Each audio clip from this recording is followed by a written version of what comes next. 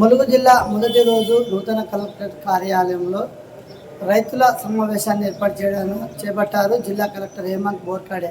ముఖ్యంగా రైతులు పడుతున్నటువంటి ఇబ్బందులు ఎవరు కూడా ఇబ్బందులు పడద్దని, ఎల్నినో ప్రభావంతో ఈ సంవత్సరం వర్షపాతం తక్కువ ఉన్నందున రైతులు మాత్రం ఎక్కువ కాలం పంటలు వేయకూడదు, తక్కువ కాలం పంటలు వేయాలి. అటు ముఖ్యంగా మొక్కజొన్న చూసుకున్నట్లయితే కందులు, మినప,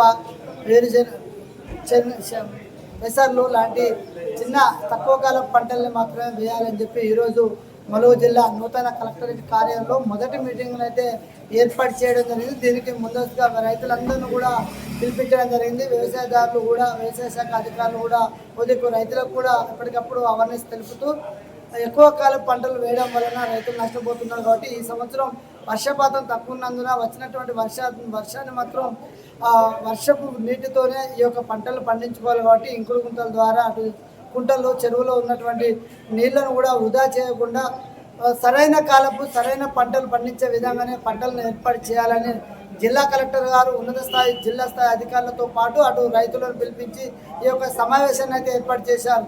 ఏదేమైనప్పటికీ ములుగు జిల్లాలో ఉన్నటువంటి ప్రజలు, రైతులు ఎవరు కూడా ఇబ్బందులు పడద్దని చెప్పే ఉద్దేశంతోనే ముందస్తుగా ఎల్నినో ప్రభావంతో రైతులు ఎక్కువ కాలపు పంటలు వేసి ఇబ్బందులు పడకుండా ఉండడం కోసమే ఈ యొక్క సమావేశాన్ని ఏర్పాటు చేయడం జరిగిందని చెప్పి అటు బోర్కాడ్ హేమంత్ కలెక్టర్ గారు కూడా తెలియపరిచారు. అటు జిల్లా స్థాయి అధికారులను, అటు వ్యవసాయ శాఖ అధికారులకు కూడా ఎప్పటికప్పుడు ఆదేశాలు జారీ చేశారు.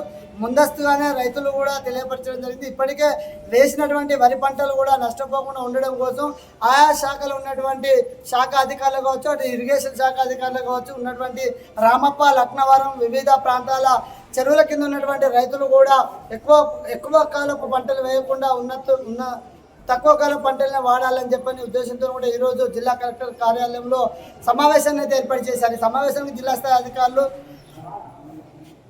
స్థాయి అధికారులతో పాటు రైతులు, వ్యవసాయ కూలీదారులు అందరినీ కూడా పిలిపించి అవేర్నెస్ అయితే తెలియపరచడం జరిగింది.